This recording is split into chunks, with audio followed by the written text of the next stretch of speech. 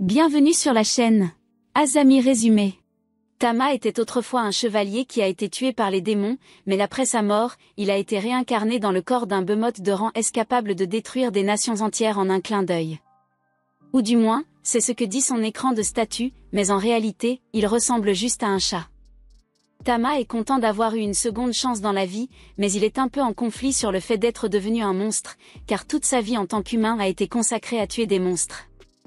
Juste à ce moment-là, il remarque un Slim de rang E qui se rapproche lentement de lui, et il peut dire que cette chose va tenter de le manger. Alors il retourne sur son écran de statut pour choisir une compétence pour se défendre. Il débloque la capacité de lancer des pierres de sa bouche et l'utilise pour tuer le Slim, mais après avoir assuré sa sécurité, il réalise qu'il n'a pas mangé du tout depuis sa réincarnation, alors il décide d'essayer de manger le Slim. À sa grande surprise, le Slim a un goût vraiment délicieux, et en prime, il a la capacité d'absorber les compétences des monstres qu'il mange, ce qui lui permet de débloquer la capacité de stocker des objets. Après cela, Tama décide de traverser le reste du donjon pour voir ce qu'il peut manger d'autre, et puisqu'il est de rang S, aucun des autres monstres n'a vraiment de chance contre lui. Tama commence à tuer toutes sortes de minotaures, golems et serpents pour se nourrir d'eux, et jusqu'à présent, sa vie de chat ne s'est pas si mal passée, donc il pourrait s'habituer à vivre ainsi. En même temps, une elfe très bien dotée vient juste d'arriver à l'entrée du donjon pour commencer sa journée d'aventure. De retour avec Tama, il explore toujours sa nouvelle maison lorsqu'il tombe sur un coffre au milieu de la pièce. Il est très excité car c'est la première fois qu'il voit un coffre au trésor en personne, alors il se précipite pour l'ouvrir et trouve un énorme joyau à l'intérieur. Malheureusement, le coffre au trésor s'avère être un piège, mais au lieu d'être un mimique, il le téléporte dans une salle de boss cachée. Tama se retrouve maintenant sur le dos d'un dragon de terre, et contrairement aux autres monstres, celui-ci est aussi de rang S, donc il ne pourra pas le tuer d'un seul coup comme les autres. Le dragon de terre se moque de Tama pour avoir osé poser le pied dans son antre et dit qu'il va le tuer, mais Tama est littéralement né il y a 1 heure, donc il ne va pas se laisser mourir si facilement. Il tente d'utiliser son attaque de pierre, mais puisque c'est un dragon de terre, l'attaque rebondit littéralement sur son dos et frappe le plafond, créant un petit trou. Le dragon tente de le trancher, alors Tama utilise sa compétence de corps de fer pour essayer de se défendre, et bien qu'il parvienne à survivre, une coupure le blesse gravement. Le dragon est impressionné par le fait que Tama soit encore en vie après avoir encaissé l'un de ses coups, mais il est encore trop faible pour la vaincre, et il s'élance vers l'avant pour essayer de l'achever. Cependant, à la dernière seconde, Tama réussit à activer une compétence de vol et à arracher l'œil du dragon avec sa queue avant de s'envoler par le trou dans le plafond.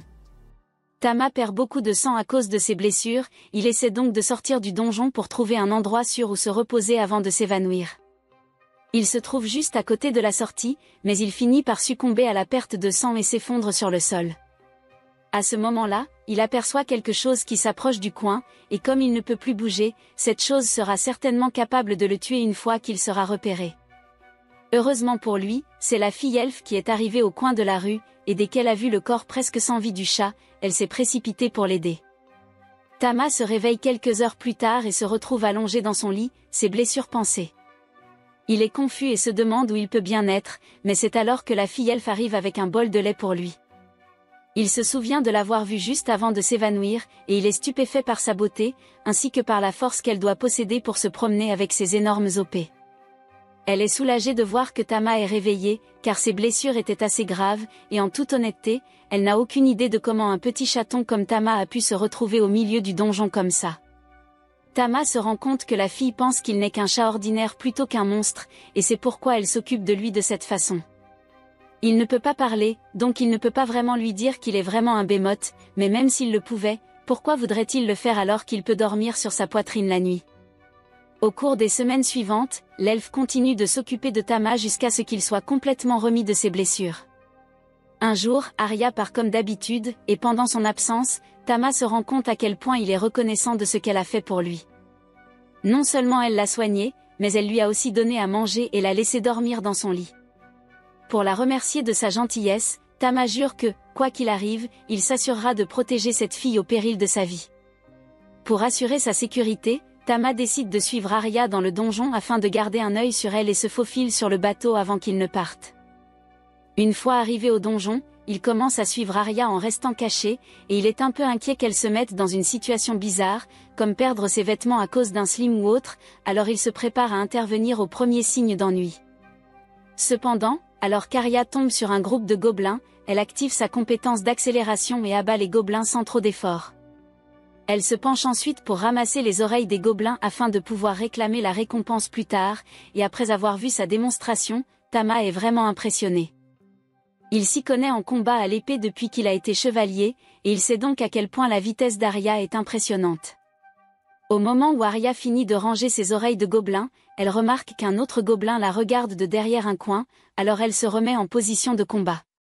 Elle a déjà tué suffisamment de gobelins pour atteindre son quota pour aujourd'hui, mais si ce gobelin insiste pour l'attaquer, elle devra l'abattre également. Cependant, elle n'a pas réalisé qu'il ne s'agissait pas d'un gobelin ordinaire, mais d'un mage gobelin qui lui a lancé une énorme boule de feu, et Arya n'était pas préparée à y faire face.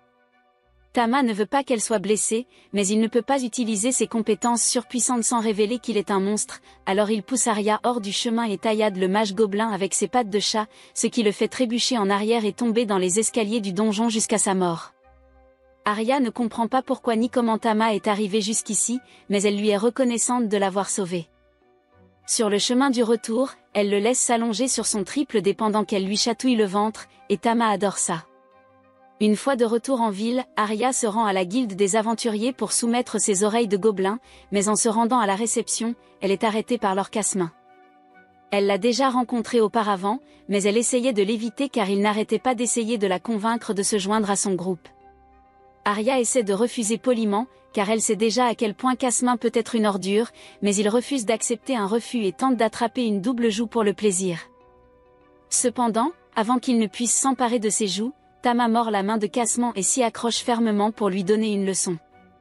Casman hurle de douleur et s'agite dans tous les sens jusqu'à ce qu'il finisse par enlever la main de Tama, mais ce dernier atterrit sur son visage et commence à le griffer avant de retourner sur la poitrine d'Arya. Casman est furieux et s'apprête à dégainer son épée pour attaquer Tama, mais d'avant qu'il ne puisse donner un coup, son épée est saisie par le maître de guilde Anna, également connu sous le nom d'Arnold Olswenige. Aucun lien de parenté. Il rappelle à Casman que les règles de la guilde interdisent de brandir des armes, surtout si c'est pour une raison aussi pathétique qu'une dispute avec un chat, et qu'il y aura donc de graves conséquences pour lui s'il continue. Casman ne veut pas se frotter à Arnold, alors il s'enfuit immédiatement par la porte et Arya commence à le remercier de l'avoir aidé. Il lui dit que ce n'est pas grave et félicite Tama d'avoir défendu Arya quand il a mordu la main de Casman. Arya se rend ensuite à la réception et Arnold documente toutes les pièces du monstre pour achever officiellement la quête d'Arya. Ensuite, Arya s'assoit à l'une des tables pour passer un peu de temps avec Tama. Jusqu'à présent, tout s'est bien passé, mais Arya commence à donner des signes bizarres, car en chatouillant l'estomac de Tama, son doigt commence à descendre vers ses couilles et elle a l'air un peu trop excitée à l'idée de chatouiller les couilles de son chat. Un peu plus tard, Arya s'apprête à prendre un bain et prévoit d'emmener Tama avec elle, mais Tama a son honneur d'ancien chevalier à défendre, alors il refuse de faire quelque chose d'aussi indécent que d'entrer dans le bain des femmes. Tama se retrouve tout de même dans le bain avec Arya, et c'est là qu'Arya commence à parler de son désir de devenir plus forte. Il y a des années, son village a failli être détruit par des démons, mais la sainte de l'épée, Alisha, est apparue et les a tous tués, sauvant ainsi le village. Depuis, Arya essaie de devenir aussi forte qu'elle. Le lendemain, Arya se rend à nouveau à la guilde avec Tama et Tama peut voir qu'elle est appréciée par tous les habitants de la ville car ils sont tous très gentils avec elle. Elle arrive à la guilde et salue Arnold à la réception, mais Arnold lui dit que ce n'est pas un bon jour pour être ici et qu'elle devrait partir rapidement. Malheureusement, avant qu'Arya ne puisse suivre le conseil d'Arnold, Casmin arrive et annonce fièrement qu'après avoir été blessé par le chat d'Arya, il est allé en parler au baron, et qu'il a reçu un ordre spécial stipulant que le chat d'Arya doit être abattu. Arya n'arrive pas à croire ce qu'elle entend, car même si elle n'a pas Tama depuis longtemps, il lui est extrêmement précieux et elle ne peut pas le laisser se faire tuer. Elle tombe à genoux et supplie Casmin d'avoir pitié. Casmin compte bien profiter du désespoir d'Arya et lui propose de se battre en duel. Si Arya gagne, Casmin laissera Tama en vie, mais si Casmin gagne, il fera d'Arya sa femme. Ce n'est pas du tout un marché équitable, d'autant plus que Casmin est d'un rang supérieur à celui d'Arya, mais Arya n'a pas le choix si elle veut que Tama vive, et elle est donc forcée d'accepter les termes du duel. Il lui donne alors un coup de pied sur le côté, et après qu'elle se soit arrêtée, il complimente Arya sur sa vitesse, mais cela ne suffira pas pour qu'elle le batte. Arya tente de changer de tactique et lui lance plusieurs dagues, mais Kazma a une cape à l'épreuve des couteaux et peut donc facilement les bloquer. Il charge alors Arya et commence à lui mettre la pression en la frappant à plusieurs reprises avec son épée, jusqu'à ce qu'il finisse par la désarmer. Maintenant, tout espoir est perdu pour Arya, puisqu'elle ne peut plus se défendre. Tama est en plein conflit, car s'il ne fait rien, Arya sera forcée d'épouser Kazma, mais s'il utilise ses compétences, les gens se rendront compte qu'il est un monstre. Kazma est sur le point de porter le coup final pour forcer Arya à se rendre, mais d'avant qu'il ne puisse le faire, Tama prend la décision de défendre Arya à tout prix, il saute donc devant la lame et utilise sa compétence corps de fer pour la briser. Après quoi il utilise une compétence hurlement pour envoyer Kazma voler dans les arbres à proximité. Par coïncidence, l'épée de Kazma vole dans la même direction mais vise ses couilles, il va donc passer un sale quart d'heure. Après ce qui vient de se passer, tout le monde dans la foule commence à murmurer entre eux, car ils savent qu'ils viennent de voir le chat utiliser des compétences. Tama savait que cela arriverait, et maintenant que tout le monde l'a vu utiliser des compétences, ils ne tarderont pas à découvrir qu'il est un monstre, et il sera certainement tué. Mais même ainsi, il est satisfait de ce résultat, car il a au moins réussi à défendre Arya. Arya et Arnold s'approchent de Tama, et comme ils l'ont vu utiliser des compétences, ils commencent à parler de ce qu'il pourrait être, mais au lieu d'arriver à la conclusion que c'est un monstre, ils croient fermement qu'il doit être un chat élémentaire. Quoi qu'il en soit, Arnold déclare Arya gagnante, et les choses reviennent à la normale, de sorte que Tama peut continuer sa vie de chat surpuissant avec le lit le plus confortable du monde. C'est la fin de l'épisode 1. Abonnez-vous pour ne pas manquer la suite. Le lendemain matin, Arya tente de câliner Tama hors du lit, mais le chaton enjoué décide de lui mordiller l'oreille d'une manière qui la fait rougir de façon incontrôlable. En tant qu'ancien honorable chevalier, Kema décide rapidement d'arrêter avant que les choses ne deviennent encore plus gênantes, et il saute du lit pour s'éloigner. Cependant, Arya continue de l'appeler, son ton rempli de désir, rendant la situation encore plus étrange pour Tama. Plus tard, Arya emmène Tama à la forge pour rendre visite à son ami Vulcain. Dès leur arrivée, l'attention de Vulcain est immédiatement attirée par Tama, incapable de détacher son regard de l'adorable chaton. Arya parle de Tama et lui raconte des histoires, tandis que Vulcain demande avec impatience à le prendre dans ses bras. Tama semble ravi lorsque Vulcain le soulève, admirant sa beauté. Cependant, Arya se concentre rapidement sur la raison de leur visite. Elle a besoin de Vulcain pour fabriquer une armure pour Tama. Vulcain est ravi de l'idée, excité à l'idée de travailler sur quelque chose d'aussi unique et charmant, et commence immédiatement à prendre les mesures de Tama, promettant à Arya qu'elle créera l'armure parfaite pour lui. Alors que Vulcain se met au travail, Arya se penche pour chuchoter à Tama, lui demandant s'il est prêt pour une aventure. Tama accepte sans hésiter, sa queue s'agitant avec impatience. Pendant qu'Arya et Tama préparent leur plan, Vulcain se concentre sur la fabrication de l'armure, comme s'il s'agissait de la mission de sa vie. En un peu moins de 10 minutes, Vulcain présente fièrement l'armure achevée, qui s'avère être un chef-d'œuvre. Tama a l'air fringant et l'armure lui va à merveille. Cependant, Vulcain admet qu'elle a encore du mal à résoudre un autre problème, celui de l'épée d'Arya.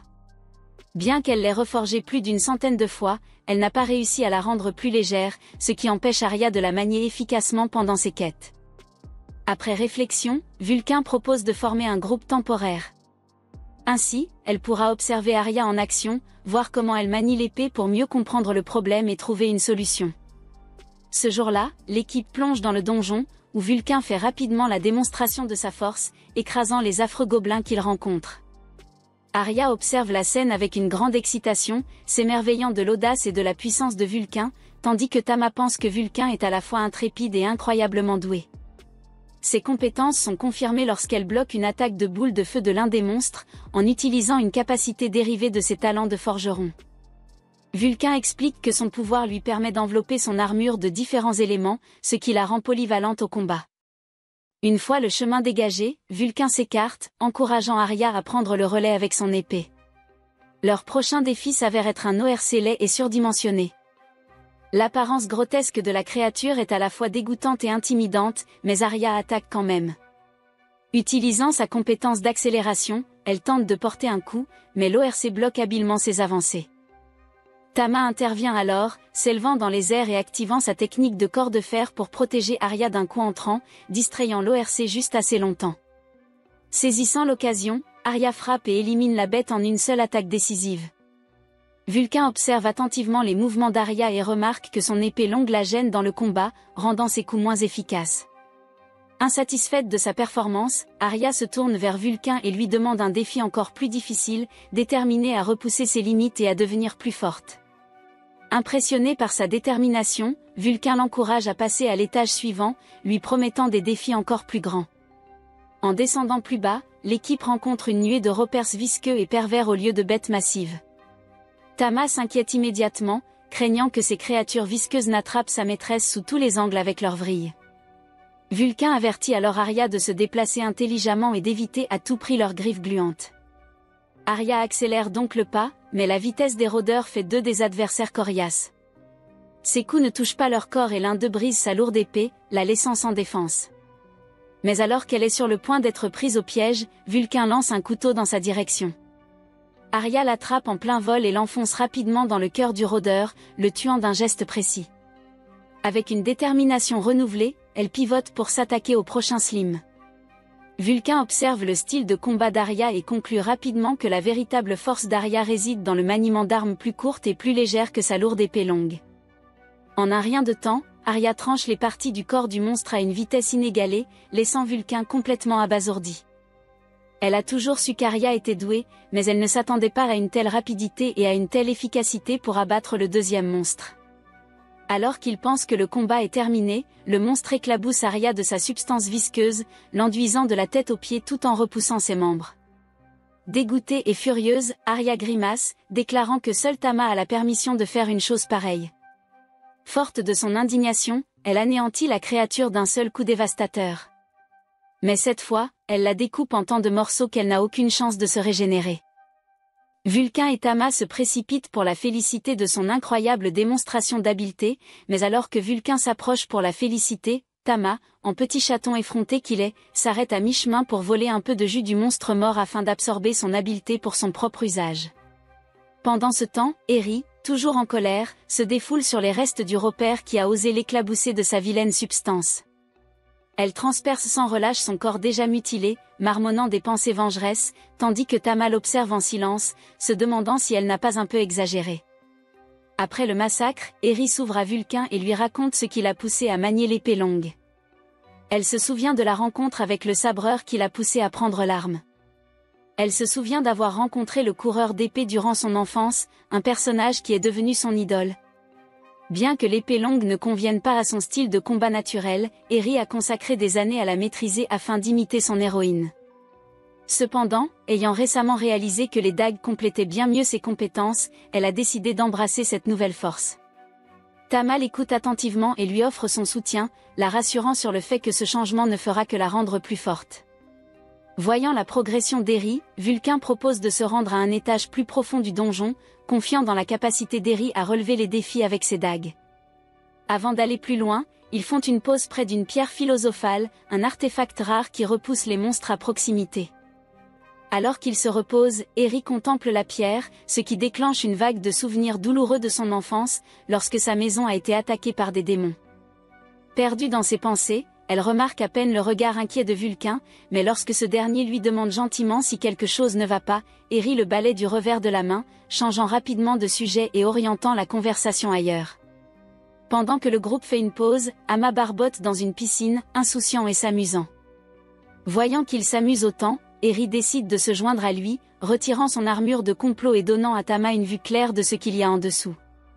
Vulcain ne tarde pas à la rejoindre, et tous trois prennent un bain rafraîchissant. Mais pendant que Tama nage, ils s'efforcent de se concentrer sur autre chose que sur les documents classifiés qu'ils ont exposés. Pendant leur temps libre, Eria demande à Vulcain de lui parler de son groupe de donjons habituel, abordant sans le vouloir un sujet sensible. Vulcain avoue que son groupe s'est dissous après que 2 de ses membres sont tombés amoureux et que la femme est tombée enceinte, si bien que le couple a décidé de s'installer, laissant derrière lui sa vie d'aventurier. La conversation prend une tournure étrange lorsque Vulcain mentionne que les chats élémentaires comme Tama peuvent se croiser et qu'elle songe à ce qui pourrait arriver si Tama grandissait et entrait dans une sérieuse période de chaleur. Eria trouve étonnamment l'idée excitante et encourage avec enthousiasme Tama à grandir plus vite pour qu'elle puisse avoir ses adorables bébés miaou miaou. Tama se dit alors silencieusement, mais qu'est-ce que c'est que cette folie? Alors que la pause se termine, le groupe se rend à l'étage suivant du donjon, où il rencontre un féroce minotaure. Et contrairement aux gobelins et aux ropers de tout à l'heure, cette créature est un adversaire redoutable. Eria s'approche prudemment, accélère vers la bête et exécute sa technique de taillade en tourbillon. Cependant, son attaque ne fait qu'effleurer l'épaisse peau du minotaure, la laissant ébranler. Vulcain intervient alors, encourageant Eria et l'aidant à retrouver son calme. Motivé par le soutien de Vulcain, Eria se recentre et lance une série de coups plus rapides et plus agressifs. Le minotaure, submergé par sa vitesse, commence à balancer son arme massive sauvagement. L'un d'eux frappe le plafond, faisant tomber des débris dangereusement près de Vulcain. Tama, rapidement sur pied, utilise sa compétence de hurlement d'éther pour dévier les rochers qui tombent, sauvant Vulcain juste à temps.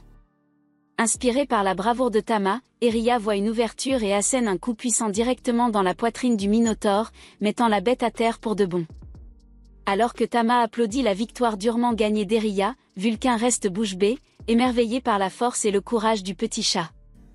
De retour à la guilde des aventuriers, Eria, Vulcain et Tama remettent le butin qu'ils ont récolté lors de leur raid dans le donjon. Ils s'approchent ensuite d'Arnold, qui examine les profondes entailles sur les restes du minotaure et demande qui a réussi à infliger de tels dégâts. Avec un sourire fier, Vulcain révèle que les coupures sont le résultat des nouvelles compétences d'Arya. Arnold se souvient qu'Arya était beaucoup plus faible lorsqu'elle est arrivée en ville et la félicite pour sa croissance et son travail acharné. Flatté par les éloges, Arya remercie Arnold, avec un sentiment d'accomplissement. Avec ses gains en main, le trio se rend dans un restaurant local pour fêter leur aventure réussie. Au restaurant, Vulcain ne tarde pas à se resservir, impressionnant Tama, qui ne peut s'empêcher de se demander si elle est une buveuse chevronnée. Arya profite de l'occasion pour exprimer sa gratitude à Vulcain pour son soutien pendant le raid, en admettant qu'elle s'est beaucoup amusée à travailler ensemble. Vulcain partage les mêmes sentiments et montre une herbe médicinale rare qu'elle a ramassée dans le donjon en guise de souvenir. Leur conversation animée rend Tama nostalgique, lui rappelant son ancienne vie d'aventurier, lorsqu'il avait des camarades avec qui partager de tels moments. Pourtant, Tama reconnaît que sa vie actuelle n'est pas si mal. Après tout, être l'animal de compagnie choyé d'une magnifique elfe est un rêve que peu de gens refuseraient. Alors que leur lien se renforce, Vulcain propose de former une fête officielle. Arya, prise au dépourvu, est flattée mais trop timide pour répondre. Sentant son hésitation, Tama lui mord doucement la main et la place sur celle de Vulcain, scellant ainsi l'accord en son nom. Le groupe se met à applaudir, célébrant leur nouveau partenariat. Sous l'effet de la camaraderie, ils décident de commander d'autres boissons et de faire de cette soirée un souvenir inoubliable. Plus tard dans la nuit, Tama se retrouve coincé entre Arya et l'armure de Vulcain. L'opéra enneigé ne l'aide pas à dormir, surtout lorsqu'il entend Eria murmurer dans son sommeil qu'elle espère que Tama ne sera pas trop brutal. Suspicieux et légèrement troublé, il parvient à garder son calme. Ayant besoin d'une distraction, Tama vérifie ses statistiques et est surpris de constater qu'il est éligible à l'évolution. Cependant, l'évolution pourrait le transformer en un énorme mastodonte, ce qui pourrait mettre fin à sa vie actuelle avec Eria et Vulcain. Choisissant la loyauté plutôt que le pouvoir, Tama décide de rester leur animal de compagnie chéri et fiable. Le lendemain matin, alors qu'ils se promènent en ville, Eria et Tama rencontrent deux voyous qui harcèlent une jeune fille en l'accusant d'être une voleuse à la tire. Eria intervient immédiatement, et lorsque les voyous remarquent son chat élémentaire, ils la repèrent pour éviter le conflit. Eria réconforte alors la jeune fille, apprenant qu'elle est orpheline, et l'emmène dans une église locale, où des religieuses s'occupent d'autres enfants. En écoutant la conversation sincère d'Eria avec les religieuses, Tama est rempli d'admiration pour la bonté de son maître et se promet de la soutenir encore plus qu'avant. Ce soir-là, Arnold convoque Eria à la guilde des aventuriers pour la féliciter d'avoir été promue au rang C. Il lui remet une nouvelle arme rutilante. Il lui remet un nouveau pendentif de rang étincelant en reconnaissance de son travail acharné, mais leur célébration est interrompue par une agitation au tableau des quêtes. Arnold explique alors que des personnes ont disparu à Linerne, une ville voisine, et qu'on murmure que des démons en sont responsables. En entendant cela, la détermination d'Eria se renforce. Poussée par sa rancune envers les démons, elle demande avec impatience plus d'informations et déclare son intention d'accepter la quête d'urgence sans hésitation. Après avoir entendu les détails de l'affaire, Arya pressa Arnold de lui donner tous les détails qu'elle connaissait sur l'affaire. Vulcain se sentit mal à l'aise devant l'empressement de l'elfe à prendre les devants, doutant que cela soit dans ses cordes. Pourtant, Arya, inébranlable, était déterminée à agir avant que d'autres personnes ne soient victimes. Impressionné par sa détermination, Vulcain proposa son aide et Arnold fit remarquer que dans ces circonstances, une compagnie de mercenaires pourrait bientôt les recruter. C'est alors qu'un jeune homme en tunique entra dans la guilde. Il se présenta sous le nom de Cédric, et les aventuriers reconnurent immédiatement qu'il s'agissait du fils aîné du duc, réputé pour son habileté à gérer les labyrinthes. Cédric salua chaleureusement Vulcain et lui assura, ainsi qu'à Arya, qu'ils combattraient bientôt côte à côte. Tama se souvint alors de Cédric lors de la guerre appelée Ragnarok, où l'humanité s'est battue contre les démons. Malgré des pertes dévastatrices, la victoire a été obtenue grâce à un garçon prodigieux, le Grand Mage, qui les a menés au triomphe et a acquis le statut de héros légendaire. Au milieu de l'excitation, Arya s'inquiète du fait que leur groupe est trop petit pour faire face à des menaces aussi immenses. Arnold, séduit par le charme de Cédric, la rassure, affirmant que Cédric peut étonner n'importe qui. Alors qu'Arya s'accrochait affectueusement à lui, Arnold lui rappela qu'elle devait garder ce genre de démonstration privée. Arya demanda curieusement s'ils étaient en couple et Vulcain le confirma, laissant Tama perplexe. Restant silencieux jusqu'à leur retour à la maison, Tama remarqua le malaise de son maître. Le chat Tama lécha le visage de l'elfe pour la réconforter et elle lui rendit son baiser. Surpris par cet échange, Tama se concentra à nouveau sur le groupe qui se préparait à partir. Au cours de leur voyage, ils rencontrèrent de nouveaux alliés. Dany aux cheveux d'argent, le monstre humanoïde Howard, la rousse Kinny et Marietta. Arya a présenté Tama, qui a rapidement conquis tout le monde par son irrésistible gentillesse. Marietta le porte même à tour de rôle. Cependant, leur paisible promenade s'est brusquement arrêtée lorsqu'une bande d'or a bloqué la route.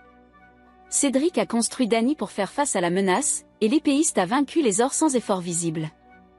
Vulcain, intrigué, s'enquiert des capacités de Dany, et Kinny confirme qu'il n'a utilisé aucune compétence. Arya commence à comprendre l'incroyable force des héros du Ragnarok, tandis que Tama s'émerveille de la puissance brute de Dany, attendant avec impatience de pouvoir se battre à ses côtés. Lorsque la nuit a recouvert le ciel, ils ont atteint le village de Léonard, où des habitants reconnaissants ont accueilli Cédric et son groupe. Un villageois a révélé que de nombreux habitants avaient mystérieusement disparu, qu'une équipe de recherche s'était perdue dans les ruines et qu'une autre fille avait été enlevée par le chevalier précédent. Cette révélation a ravivé les douloureux souvenirs de l'invasion de la patrie d'Arya. Le chef du village a alors expliqué que les chevaliers de Cédric représentaient le dernier espoir. Voyant que les guerriers étaient épuisés par leur voyage, les villageois s'empressèrent de préparer un repas copieux pour les rassasier. Plus tard, alors qu'ils s'installent dans leur logement, Arya se montre curieuse et demande pourquoi chacun de ses compagnons a choisi de devenir chevalier. Dany expliqua que la pauvreté de sa famille l'avait contraint à s'engager pour rembourser des dettes, et Howard raconta une histoire similaire. Kinny avait besoin d'argent pour acheter des médicaments pour sa sœur, et Marietta cherchait à libérer son père, qui était réduit en esclavage. Ces histoires sincères lui ont permis de ne pas remarquer la tristesse qui se cachait derrière leur motivation, et même Arya a regretté d'avoir soulevé la question. Pourtant, les chevaliers n'avaient pas honte de leur choix, car ils avaient payé leur dû et traçaient désormais leur propre chemin. Cédric, quant à lui, révéla une raison tout à fait différente. Il ne s'intéresse ni à l'amour ni aux obligations familiales. En tant que fils du duc, il avait rejoint l'ordre parce qu'il n'avait pas de but plus important et qu'il avait découvert la joie de tuer des monstres. Sa franchise ne plaisait pas à tout le monde, mais personne ne contestait son point de vue. Après le dîner, il est temps de se baigner. Pendant que les filles se détendaient, les garçons, animés par l'espièglerie de leur jeunesse, essayèrent de jeter un coup d'œil furtif. Tama et Vert Alert les prit sur le fait, et d'un coup de tonnerre, renvoya Dany et Howard dans leur quartier. Cédric observa leur retraite précipitée avec un léger amusement, s'interrogeant sur leur excitation pour le voyage, bien qu'ils ne puissent pas vraiment la comprendre. Rafraîchis, les membres du groupe s'aventurèrent plus profondément dans l'inquiétant labyrinthe de Léonard, sans se douter qu'une sinistre créature épiait chacun de leurs mouvements. Pour ce prédateur tapi, les aventuriers n'étaient rien d'autre que des proies, qu'il observait en silence, se préparant à prendre des forces et à mettre son plan mortel à exécution. Howard le tank s'est alors avancé, levant son énorme bouclier et narguant les loups pour attirer leur attention, créant ainsi un espace pour que les autres puissent frapper. Cédric montra alors avec précision son incomparable maniement de l'épée, tandis qu'Area s'élançait dans la mêlée, bien décidé à ne pas être en reste. Tama, observant les loups-garous en armure, envisagea de pousser un puissant rugissement, mais opta plutôt pour une attaque à base d'eau. Puis, avec une grande précision, il transperça un loup-garou et en abattit rapidement 2 autres, laissant son groupe stupéfait. Le monstre caché, qui observait dans l'ombre, était choqué par la rapidité avec laquelle ces loups étaient vaincus, en particulier par Tama, qui semblait disposer d'un pouvoir élémentaire. Malgré leur force, le monstre savait qu'il ne pouvait pas permettre à ses intrus d'avancer. Il se prépara à l'escalade, soit en déployant plus d'armes, soit en intervenant de façon impersonnelle. De retour auprès des héros, tout le monde fut impressionné par les capacités du chat élémentaire. Arya, complètement captivée, exprima ouvertement son admiration, suggérant même que la force de Tama ne la dérangerait pas. Bien qu'il ait trouvé ces paroles étranges, Tama résista à ses instincts animaux, se rappelant qu'Arya était toujours son maître. Ils arrivèrent bientôt dans une salle où régnait une atmosphère oppressante et écrasante. Cédric leva la main, arrêtant le groupe. C'est alors que surgit de l'ombre Beryl Astaroth, le maître du labyrinthe. Il déclara que leur voyage s'achèverait ici, se révélant être un démon survivant cherchant à venger ses congénères tombés au combat. Dany a immédiatement accusé Beryl d'avoir pris le village de Léonard pour cible de sa vengeance, mais le démon a rejeté l'accusation, affirmant que Léonard n'était que le début d'un plan bien plus vaste. Puis, avec un sourire sinistre, il a convoqué un groupe de trolls pour attaquer. Conscient de leur puissance, Cédric ordonne à l'équipe de se séparer, mais Beryl l'anticipe et crée un mur protecteur qui sépare Tama des autres. Un troll charge alors Tama, qui riposte en lui arrachant le bras. Cependant, à son grand désarroi, le Lyn s'est régénéré presque instantanément. Pendant ce temps, l'équipe de Cédric est encerclée et le groupe sait que sa seule chance est de compter sur Cédric pour s'échapper. Cédric dégaine donc sa lame, qui se met à pulser de magie noire. En riant méchamment, il fonça sur 2 trolls, les tranchant si profondément qu'ils ne purent se régénérer, les éliminant complètement du champ de bataille. Les yeux de Beryl s'écarquillèrent lorsqu'il reconnut la magie interdite que Cédric maniait, une capacité utilisée uniquement par le grand mage pendant la guerre de Ragnarok. Cédric sourit alors d'un air amusé, car cela allait être très amusant pour lui. Nous voyons ensuite Tama tenter une attaque de guerre des pierres, mais les trolls bronchent à peine et leurs blessures guérissent instantanément. Conscient du danger, Tama bat en retraite, l'esprit agité, se demandant s'il doit évoluer vers sa forme la plus puissante. Mais évoluer signifierait rompre son lien avec Aeria, un sacrifice qu'il n'est pas prêt à faire. Résolu à rester le fidèle compagnon d'Aeria, Tama déclenche le rugissement de flamme, brûlant les trolls pour que leurs blessures ne guérissent pas. Sa tactique audacieuse fonctionne et les trolls s'effondrent. Furieux de cet assaut incessant, Beryl se prépare à la prochaine menace. Vulcain charge, balançant son énorme marteau, mais Beryl esquive et part habilement le coup de couteau suivant d'Area avec sa dague. Beryl sourit et se moque des mouvements lents du marteau, mais il est pris au dépourvu lorsque Vulcain soulève un nuage de poussière qui l'aveugle. Saisissant l'occasion,Area s'élance vers l'avant et enfonce sa lame dans la poitrine de Beryl. Il considère d'abord la blessure comme insignifiante, mais la dague enchantée de l'elfe irradie de lumière, amplifiant les dégâts et le forçant à s'agenouiller. Grommelant de douleur, Beryl riposte avec sa dague, infligeant une blessure vicieuse àArea. Bien plus qu'une simple coupure. Le groupe se précipite à ses côtés, la panique s'empare de Tama qui craint que l'arme ne soit empoisonnée. Nous constatons alors que Beryl est toujours en vie et affiche un sourire sombre, tout en déclarant que l'humanité s'effondrera lorsque le vrai pouvoir reviendra. Sur ces mots inquiétants, son corps commence à se pétrifier, se transformant en pierre avant de tomber en poussière. Pendant ce temps, le poison se répand rapidement dans le bras d'Area. Cédric l'examine et l'identifie sinistrement comme du venin de dragon, une toxine mortelle. Howard presse la blessure contre son bouclier enchanté pour tenter de ralentir sa progression, et le groupe se précipite vers le village de Léonard. Le médecin du village confirme leur pire crainte. Le poison du dragon est mortel en 1 jour et demi, et personne n'a jamais survécu sans l'œil d'un dragon de terre. Désireuse de sauverArea, l'équipe envisage de chasser la bête, mais Cédric s'y oppose avec véhémence, arguant qu'il n'y a pas assez de temps. Alors que la douleur d'Area s'intensifie, Tama, submergé par la culpabilité et le désespoir, s'envole par la fenêtre. Les souvenirs d'Aria qui lui a sauvé la vie l'envahissent et il se jure de lui rendre l'appareil, même si cela lui coûte tout. Il se précipite vers les ruines où il a été réincarné en chat élémentaire, prêt à affronter le dragon de terre, la même créature qu'il a combattue une fois auparavant et à laquelle il a à peine survécu. Le dragon, surpris de voir Tama revenir, ricane et se moque de lui pour avoir fui leur dernière rencontre. Mais cette fois, Tama ne faiblit pas. Il sait au fond de lui que sa force actuelle ne suffira pas. N'ayant pas d'autre choix, Tama prend une décision qui va changer sa vie. Il choisit d'évoluer en un mastodonte complet, embrassant son pouvoir ultime pour sauver Aria. Tama, sous sa forme colossale, fait pleuvoir des flammes, s'attaquant furieusement au dragon en contrebas. Mais le monstre est trop rapide et s'élance vers l'avant, déchaînant son propre torrent de feu et enfonçant ses dents dans la gorge de Tama comme une clé brûlante. Les pupilles de Tama tremblent de douleur, mais cela faisait partie de son plan élaboré, car il savait que le dragon baisserait sa garde comme un imbécile une fois qu'il l'aurait laissé attaquer. Alors qu'elle mord, Tama riposte en sortant son tranchant de flamme, l'enfonçant dans son œil et le faisant éclater comme un ballon d'eau. Le dragon finit par s'effondrer, mais le mana de Tama s'épuise, le ramenant à sa forme de petite boule de poil.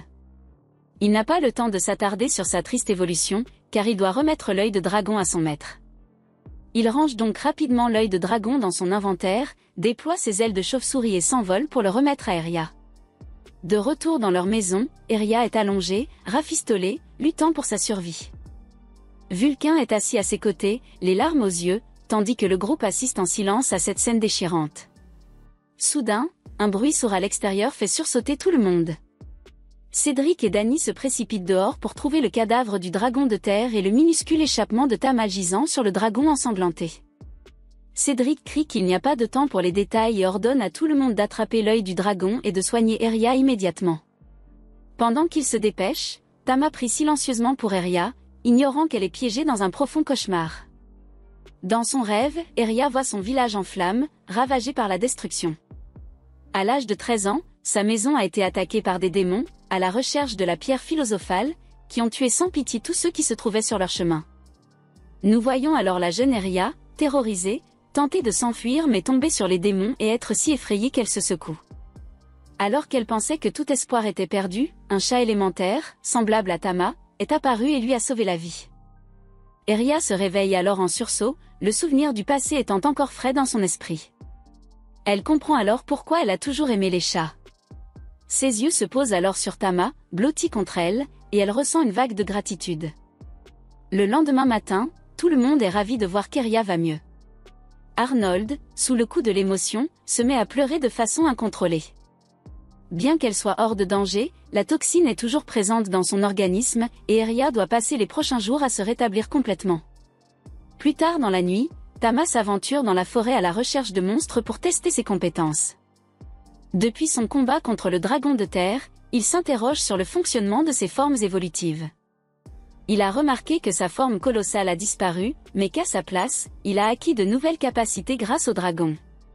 Repérant un énorme monstre buffle, Tama décide de mettre en pratique les griffes et les crocs de dragon qu'il vient d'acquérir. Avec une efficacité rapide et brutale, le monstre est éliminé en quelques secondes, laissant Tama surpris par la force qu'il a acquise. Soudain, le bruit de pas léger attire l'attention de Tama. Une jeune fille sort de l'obscurité, ses vêtements en lambeaux et ses traits épurés contrastant avec son aura inquiétante. Ce qui est étrange, c'est qu'elle s'adresse directement à Tama, l'appelant le fort, comme si elle le connaissait. Mais ce qui est encore plus effrayant, c'est la façon dont elle croque l'une des pièces d'armure de Tama, comme si elle l'avait traquée. La femme demande alors pourquoi Tama est sous sa forme verbale, puis se lance dans une course-poursuite frénétique, criant à propos de son corps fort et tentant de l'attraper. Tama pousse des cris terrifiés et s'élance vers un petit trou, évitant de justesse les mains de la femme. Le comportement déséquilibré de la femme le fait complètement paniquer, mais il parvient à s'échapper. Il retourne ensuite auprès d'Aria, qui dort paisiblement et se blottit dans ses bras pour se réconforter, encore secoué par la rencontre.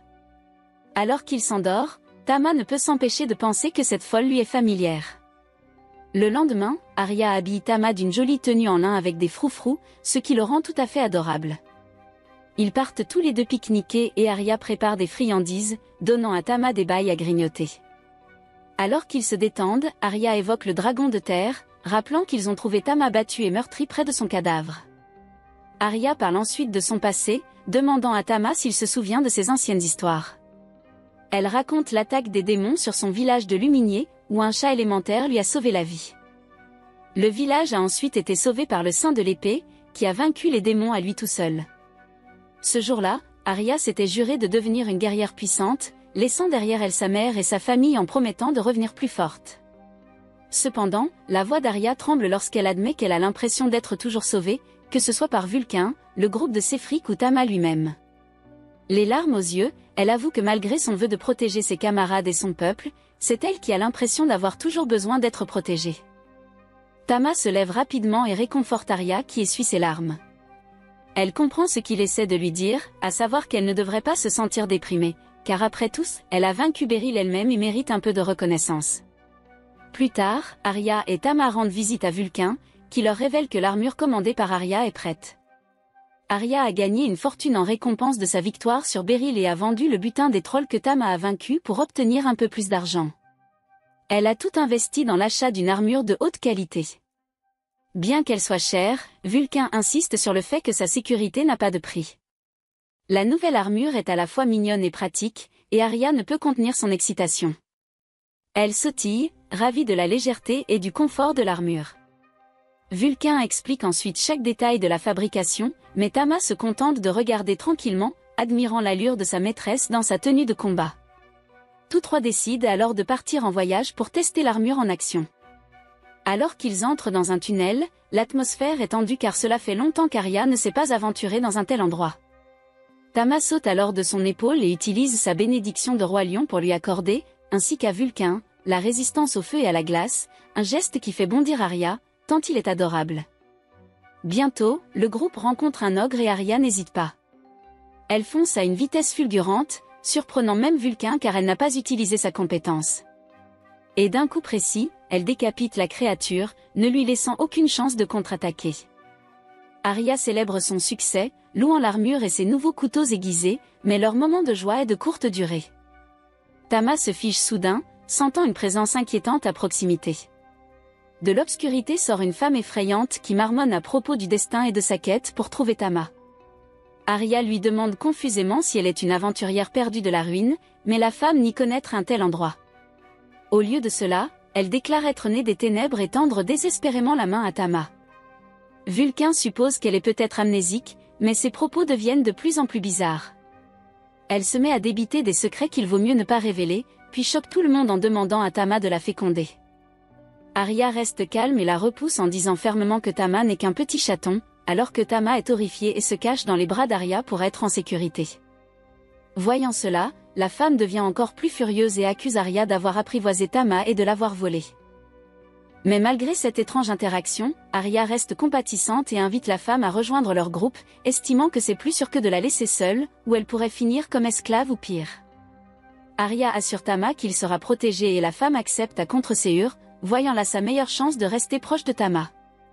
Sur le chemin du retour, je décide de donner un nom à la femme sauvage. La fille ne s'en soucie guère, mais Arya montre une étoile et suggère de l'appeler Stella, disant que cela signifie belle dans son pays d'origine.